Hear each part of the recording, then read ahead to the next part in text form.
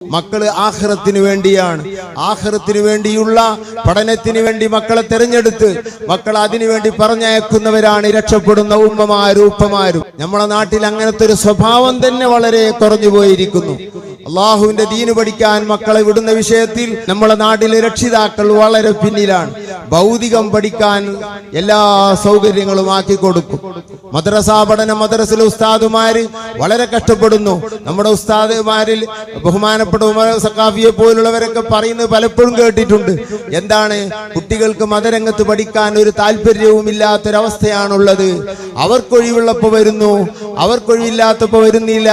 അവർ ഭൗതിക പഠനത്തിന് വേണ്ടി എത്രയോ മതപഠനങ്ങൾ ഒഴിവാക്കി എത്രയോ ക്ലാസുകൾ തന്നെ കട്ട് ചെയ്യുന്നു ഭൗതിക രംഗത്തിന് വേണ്ടി.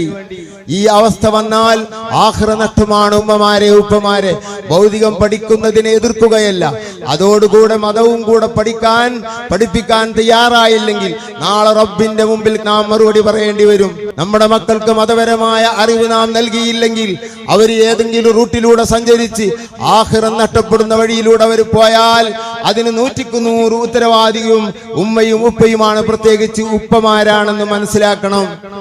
കുട്ടികൾക്ക് മദ്രസ പഠിപ്പിക്കാതെ വെറും ഭൗതികം മാത്രം പഠിപ്പിക്കുന്ന ഉപ്പമാരുണ്ട്, ഉമ്മമാരുണ്ട്. ഇത് വലിയ നഷ്ടമാണ്. ഉത്തരവാദിത്വം ഉപ്പയുടെ കഴുത്തിലാണെന്ന് നമ്മൾ മനസ്സിലാക്കണം. ഉപ്പമാരെ ഉമ്മമാരെ മക്കളെ മതം പഠിപ്പിക്കണം. കർക്കശമായി ഖുർആൻ ഓതാൻ പഠിപ്പിക്കണം. അതുപോലെ മതജീവിതത്തിന്റെ സ്വഭാവങ്ങളും മറ്റും നന്നാക്കാൻ വേണ്ടിയും അല്ലാഹുവിനോടുള്ള ബന്ധം പഠിപ്പിക്കാൻ വേണ്ടിയും ഫിഖ്ഹും അതുപോലെ തന്നെ അഖ്ലാഖും എല്ലാം കുട്ടികൾ പഠിക്കണമെങ്കിൽ മദ്രസയിൽ പോകണം മക്കൾ.